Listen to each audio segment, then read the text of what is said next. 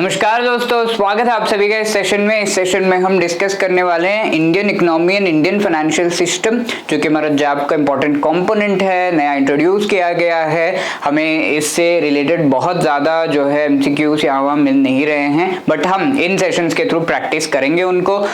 उसका module A, उसमें से आपको जो है सवाल पूछे जा रहे हैं यहाँ पर। आई होप आप लोग तैयार हो इन क्वेश्चंस को आंसर करने के लिए। और ये है पार्ट 8 ऑफ आवर डिस्कशन। 7 और लेक्चर पहले हो चुके हैं, उनको आप जरूर देखिएगा। ये आपको होमवर्क दिया गया था question, the Narasimham committee 1 was formed in 1991 with respect to which among the following।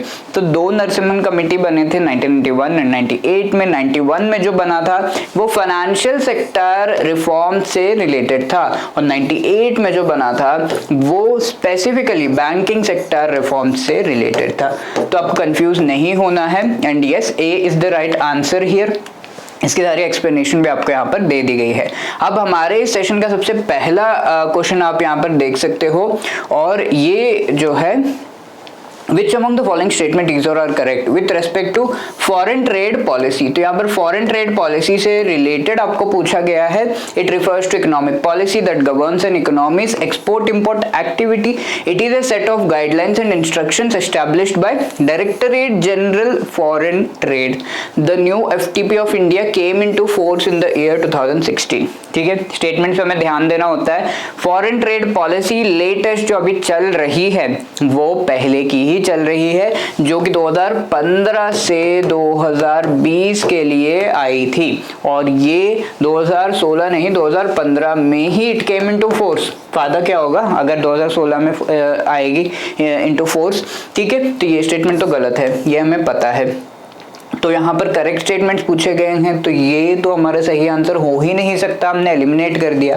It refers to the economic policy that governs and economics export import activity. Trade policy, export import policy एक ही बात है, this is correct. ये कौन issue करता है? Set of guidelines and instructions, वो directorate general of foreign trade ये इशू करते हैं, राइट। तो ये भी सही है, 1 and 2 are correct, and so C is the right answer. Okay, इसका सारा एक्सप्लेनेशन भी आपको यहाँ पर दे दिया गया है, ये नाम याद रखिएगा, directorate general of foreign trade. ये जो है फॉरेन ट्रेड पॉलिसी लेकर आते हैं। अभी लेटेस्ट पॉलिसी 2020 के बाद आनी थी, but Covid and various other issues हमारे इकोनॉमी में हुए, तो हम वो ला नहीं पाए, आगे जाकर आएगा। ओके, ये दूसरा क्वेश्चन आपके सामने। The new foreign trade policy of India 2015-20 aims at increasing India's merchandise and services exports to dash by 2019। तो फॉरेन ट्रेड पॉलिसी का मेन एम क्या होगा? मेन एम ऑब्वियसली होगा कि हम जो एक्सपोर्ट इंपोर्ट पे रेस्ट्रिक्शंस है उन्हें ईज करते जाए। दूसरा होगा कि एक्सपोर्ट्स को हम बढ़ाएं, क्योंकि एक्सपोर्ट बढ़ेगा तो इंडिया में क्या होगा, इंडिया में हमें प्रॉफिट्स जो है वो बढ़ेंगे, रेवेन्यूज हमारे बढ़ेंगे, साथ में फॉरेन करेंसी यानी कि फॉरेन रिजर्व्स हमारे जो है वो रिप्लेनिश होंगे, वो बढ़ेंगे।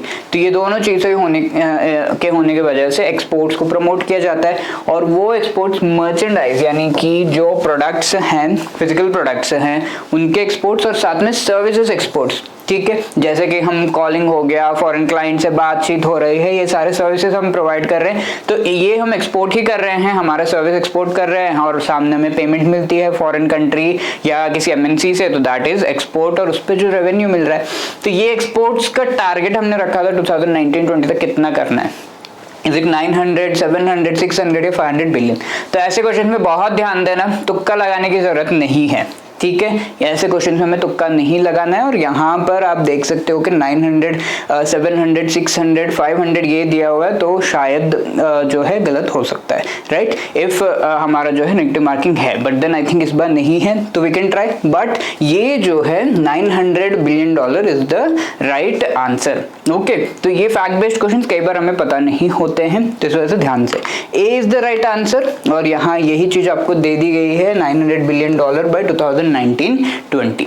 ओके, तो ये हमारा जो है सही जवाब बन जाता है। Again, the new foreign trade policy 2015-20 का जो है it aims at increasing India's share of global exports. Global exports अगर 100 रुपीज के हो रहे हैं, तो उसमें इंडिया का शेयर जो है वो बढ़ाने का काम हम करेंगे। तो let's say 1 rupee India contribute कर रहा है इसमें, जो एक्सपोर्ट का शेयर है, उसे हम बढ़ाने का सोच रहे हैं। इस पॉलिसी के हिसाब से इस 1 रुपए को हमें कितना तक लेकर जाना है, इज इट 1 रुपी टू 3 या 3.5 रुपए तक हमें लेकर जाना है। तो करेक्ट आंसर यहाँ पर है D, right. Again fact based question, तो हमें ये चीजें याद रखनी है। बुक में ये सारी चीजें दी हुई हैं, आराम से पढ़ सकते। तो एक्चुअली 2 रुपीज था, यानी कि 2% था, उसे 3.5% हमें करना है, right.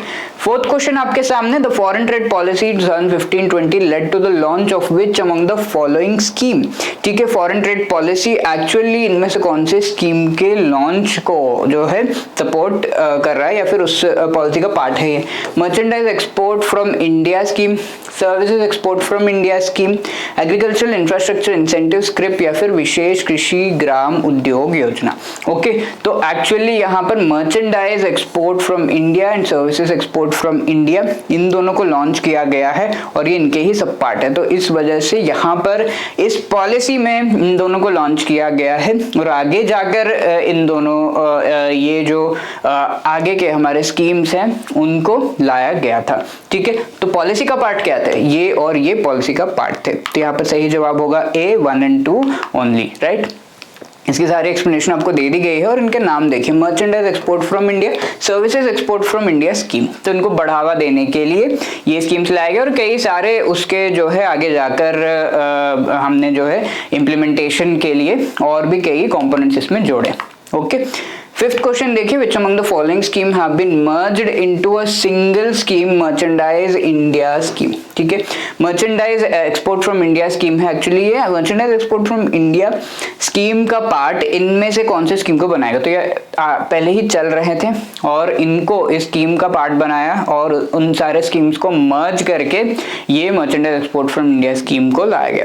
Focus product scheme, market linked product scheme, focus market scheme या फिर एग्रीकल्चरल इंफ्रास्ट्रक्चर इंसेंटिव स्क्रिप।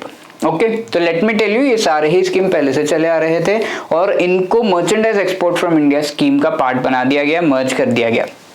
तो ये सारे ही जो है product focus and market linked focus product scheme ये एंड फोकस मार्केट स्कीम, इसके साथ एग्रीकल्चर इंफ्रास्ट्रक्चर इंसेंटिव स्क्रिप, ये सारे ही जो हमारे एक्सपोर्ट हैं उसको बढ़ावा देने से रिलेटेड है और वो भी स्पेसिफिकली मर्चेंडाइज एक्सपोर्ट, यानी कि प्रोडक्ट्स के एक्सपोर्ट को, फिजिकल प्रोडक्ट्स के एक्सपोर्ट को बढ़ावा देने के लिए। तो चारों ही इंक्लूडेड है यहाँ पर, चारों को ही मर्ज किया गया था। 1, 2, 3 and 4 आर करेक्ट, राइट। तो ये सारे आप देख सकते हैं, एक्चुअली 5 डिफरेंट स्कीम्स को मर्ज किया गया है। विशेष कृषि ग्राम उद्योग योजना भी मर्ज किया गया है एंड देन ये जो स्कीम है उसे बनाया गया, right, merchandise export from India scheme.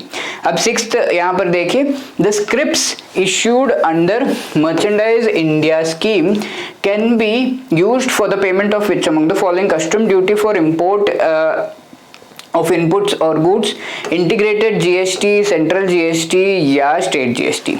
ठीक है, तो स्क्रिप्ट्स होते क्या हैं? Scripts actually they are like coupons. ठीक है, लेट्स आपको अमेज़न को कूपन मिला तो आप उसके साथ क्या करोगे, आप जो है कोई काम आने वाली चीज़ खरीदोगे, कपड़े खरीदोगे या फिर किसी खास दोस्त के लिए चीज़ें खरीद कर आप अपने पैसे बर्बाद करोगे। तो इसमें से कोई एक काम आप करोगे। तो यहाँ पर स्क्रिप्ट्स एक कूपन की तरह है या फिर आप कह सकते हो एक ऐसा कूपन है जो कि इन कैश आप यूज़ कर सकते हो या फिर उसको यूज़ कर सकते हो so as to clear your taxes bills. ठीक है, उसके लिए कहाँ यूज होगा ये? एक्सपोर्ट रिलेटेड जो हमें टैक्सेस देने पड़ते हैं, ड्यूटीज देने पड़ते हैं, उसमें क्या क्या हो सकता है? कस्टम ड्यूटी हो गया, एक्साइज ड्यूटी हो गया, इनको पे करने के लिए यूज किया जा सकता है। बट ये जीएसटी को पे करने के लिए नहीं यूज किया जा सकता। जीएसटी पे करने के लिए क्या यूज होते हैं? क्रेडिट्स आपको जो मिलते हैं, राइट, तो वो आप यूज कर सकते हो टू पे दिस। बट जीएसटी को पे करने के लिए ये जो स्क्रिप्ट है इस स्कीम के अंदर जो इश्यू किया गया उसे यूज हम नहीं कर सकते। स्क्रिप्ट से रिलेटेड हो एक्सपोर्ट और किसको पे करने के लिए? कस्टम एक्साइज ड्यूटी को। और ये कूपन कौन दे रहा है? आपको गवर्नमेंट दे रही है। ठीक है, सर्टेन आपके जो कंडीशंस है वो अगर आप अप्रूव करते हो तो आपको गवर्नमेंट देगी ताकि आप एक्सपोर्ट और बढ़ाओ, प्रोडक्शन और बढ़ाओ, और इस तरीके से ये जो ड्यूटीज है उनको पे कर सको। तो ए इज द राइट आंसर, ये तीनों नहीं इंक्लूडेड होंगे।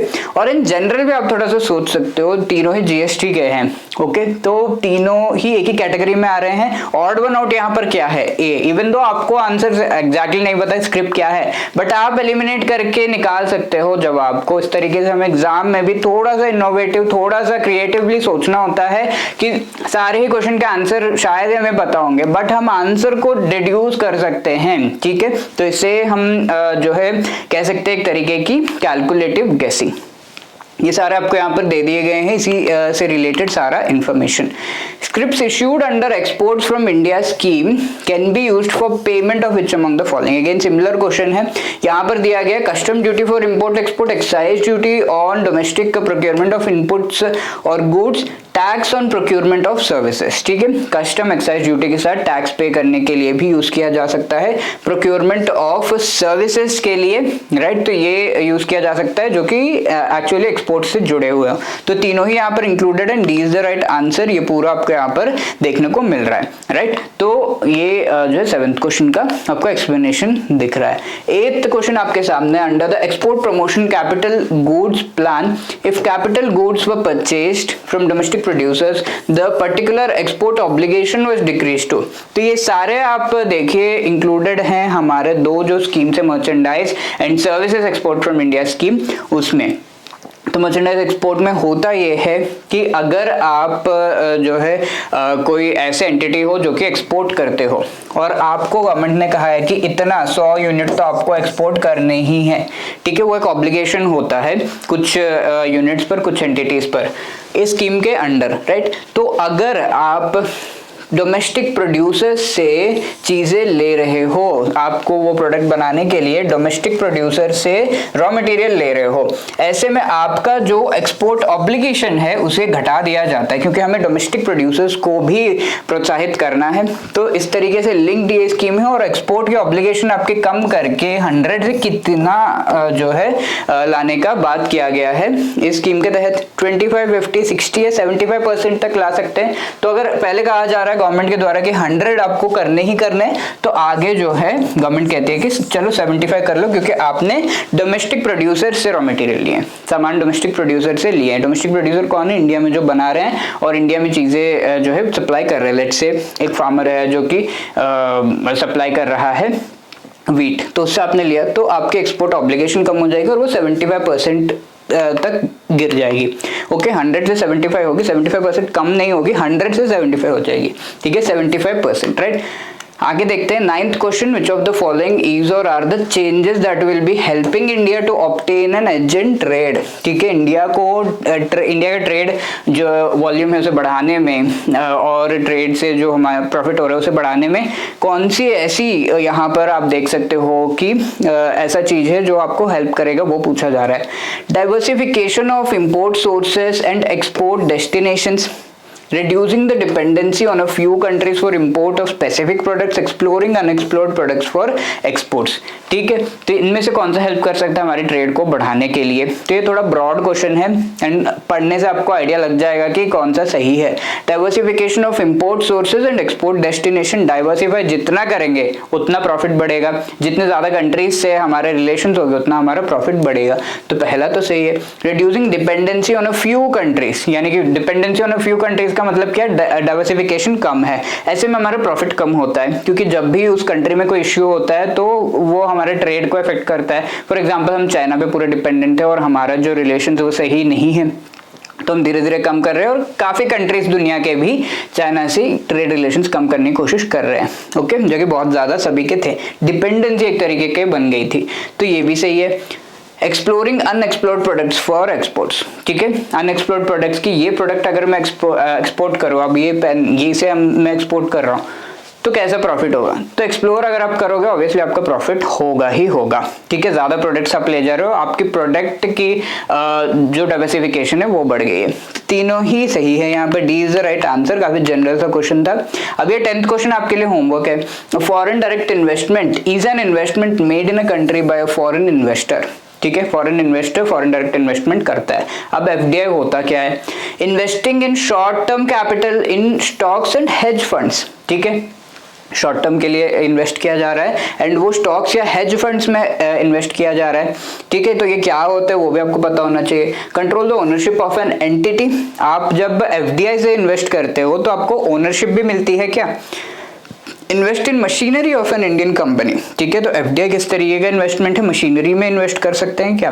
राइट, तो इसका आंसर जरूर दीजिएगा इन द कमेंट सेक्शन, ठीक है। आप वीडियो देख तो रहे हो बट आंसर नहीं कर रहे हो, try to answer the question, तभी तो सही या गलत जो भी है पता चलेगा और मैं आपसे इंटरेक्ट कर पाऊंगा और इसी तरीके से हमारा जो गिव एंड टेक है एंड आपकी जो लर्निंग है वो भी बढ़ेगी, राइट। तो try to answer this question और इसी तरीके से जो आप प्रिपरेशन कर रहे हो और उस समय आपकी कोई भी क्वेरी है तो यू कैन कॉल अस, आप हमें कॉल करके अपनी क्वेरी पूछ सकते हो, अपने डाउट्स पूछ सकते हो 8146207241 पर। hello@edutap.co.in पर आप मेल भी कर सकते हो, अपना फीडबैक भी दे सकते हो इन सेशन से रिलेटेड, फीडबैक कमेंट सेक्शन में भी दे सकते हो अगर आपको ये सेशंस हेल्प कर रहे हैं। All the best, thank you.